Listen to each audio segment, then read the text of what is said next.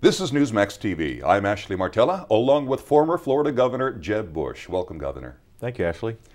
You know, Republicans suffered a tremendous setback in November. As well as losing the White House, they lost a significant number of congressional seats. What factors do you think were involved in that? Well, first of all, it wasn't a transformational election. It wasn't a landslide, although there were heavy losses, no question about it. When you take the two election cycles, there's real cause for concern. But I don't think that it means that the country has moved to the left. I think that the country basically is a center-right country. And kudos to President-elect Obama for running a very efficient campaign, incredibly well-funded, that focused on some things that Republicans typically talk about. I mean, who would have thought that the so-called liberal candidate would be the one that was advocating tax cuts and attacking the Republican candidate for tax hikes, which wasn't true, but it was effective when you realize that he was outspending Senator McCain by 5 to 1. Now, with that said, I do think we've got real issues as a party, and I think there's some simple things that could be done to change that. Your own state here, you're a very popular two-term Republican governor. It used to be solidly Republican. This time it went for the Democrat. What do you think went wrong here? Well, Florida is a purple state, maybe turning a little bluer than red in terms of voter registration. But again, kudos to Senator Obama's campaign. They worked hard on voter registration. They changed the dynamics of the election before the election took place. I mean, if you have 500,000 net new registered voters that are Democrats than Republicans, my gosh, I mean, you shouldn't be surprised that may have an impact on the election. So one of the things Republicans need to do in Florida, and certainly nationally, I think, is to go back to the blocking and tackling and not assume that you can just pontificate. You got to do the hard work. That means grassroots organization. It means listening to the base of the party. It means voter registration. It means turnout operations. It means recruiting candidates that look like the population we're trying to attract to our cause. Those things seem to have waned in the last couple of years. Minorities went overwhelmingly for Obama, in the high 90s as far as black voter turnout goes. Now, granted, he was the first black presidential candidate, That's but right. Having said that, what do Republicans have to do to gain back some of the minorities that they had in the past and lost this time? Well, with African Americans, we need to remind them of our shared values. The best example of that is the proposition that carried with a sizable majority in California related to protecting the sanctity of marriage as a union between a man and a woman. That was supported by over 60% of African American voters, and yet Senator Obama carried the African American vote in California and across the country, as you said, by over 90%. So we can't ignore large segments of our population and expect to win. We can't be the old white guy party.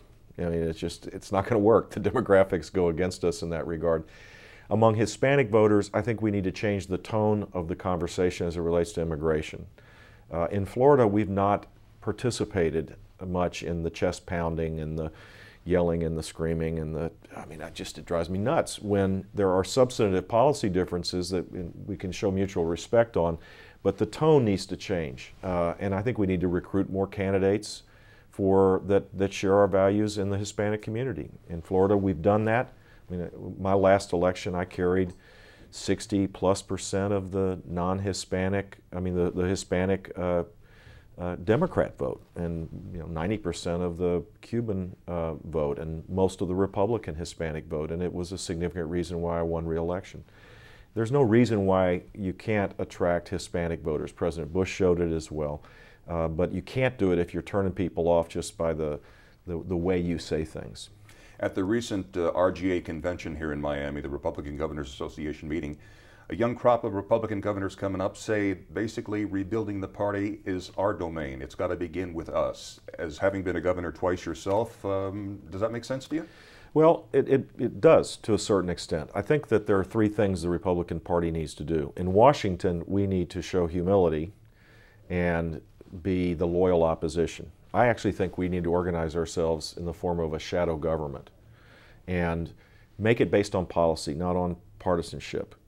People are sick and tired of the partisanship just for partisan's sake. but they aren't sick and tired of a loftier debate about policy.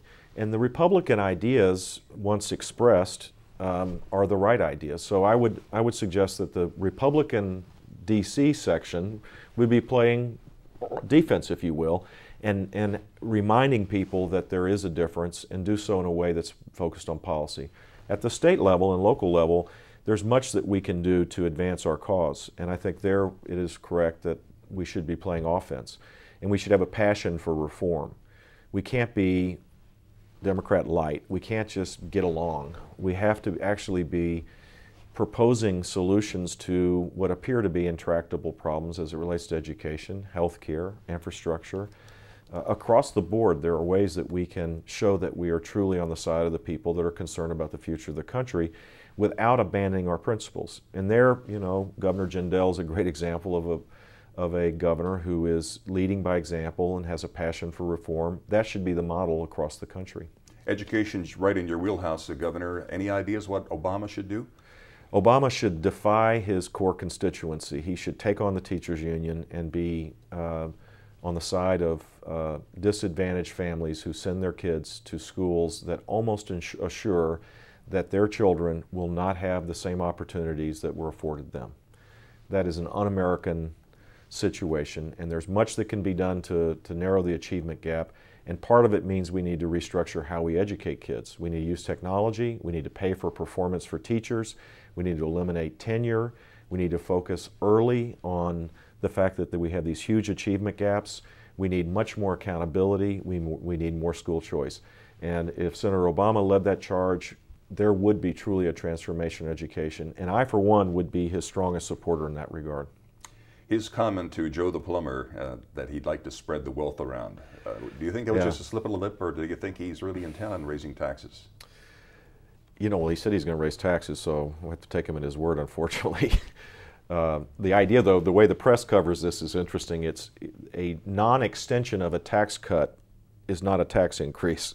When, you know, the tax bill comes in and it's no longer, your tax bill goes up, to me that's a tax increase. So you're talking about your brother's tax cuts which expire in 2010? Yeah. Right. And so he's, you know, he doesn't say I'm going to raise your taxes, he says I'm not going to extend the tax cut, which is a twisted form of English that with the press's blessing he's gotten away with. But yeah, he said he's going to raise our taxes. Do you think President Bush can persuade him? Because they've been meeting. I know they intend to meet again. I think the economic situation is the chance for the persuading of President-elect Obama. His advisors can't be telling him it's a great idea to raise taxes, it's a great idea to raise capital gains tax, a great idea to raise marginal rates. They can't be telling him that in this very, very perilous economic time that we're in. Senator Obama is an interesting guy because we don't know much about him. So I can't answer the question about the famous interchange between he and Joe the plumber, because I don't think we know enough about him. I don't know if that was his truest thoughts, kind of a rare occasion to get inside the inner Obama, or if that was just a slip, during the midst of a very hard-fought election. I hope and pray that it was a slip, but I don't know. I don't think anybody does. Shift gears here a minute, Governor. Got to ask about your dad. What a remarkable man. Has he been jumping out of any more planes lately, or? You know what? He's going to be 85 in June of next year, and while he's hobbling a little bit because he had a back operation, my guess is at some time in that month, and it'll probably be a big surprise. He won't let us know about it. We'll probably see him up there in the air flying one more time. Was that on his 80th birthday he did the jump? He's done it on his 80th. He did it, and then he did it again last year for the 10th anniversary of the George H.W. Bush Library reopening, which was a complete surprise. He likes going fast in boats, and he likes jumping out of planes. I can't explain it, but what am I going to do? Down, nothing I can do about it. Let me ask, I've seen a lot of pictures of your dad over the years, but I have one. One is my particular favorite. First baseman, Yale University baseball team, shaking Babe Ruth's hand. Yeah. I mean, it doesn't get any better than that. Does he have that in Kennebunkport? Does he have that on the wall somewhere? He does, yeah. And I occasionally get it sent to me from the internet of all places, asking for a signature, which I don't think he does because we've got all these people out there trying to make money off that. But it's a fantastic picture. It is. My dad was the captain of the Yale baseball team and showed his leadership abilities early on. He was not a good hitter, though. He'll be the first to admit that. But they got to the finals of the NCAA baseball championship and lost to USC.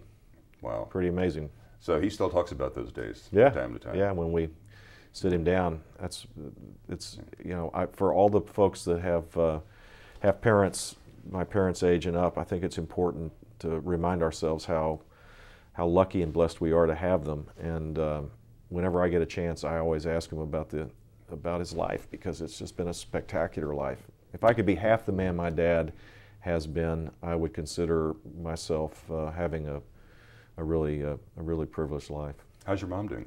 She's great, doing fantastic. Great parents, great family. Governor Jeb Bush, thanks so much Thank for you. speaking with us at Newsmax, and best You of luck bet. to you. Likewise. And thank you for watching Newsmax TV.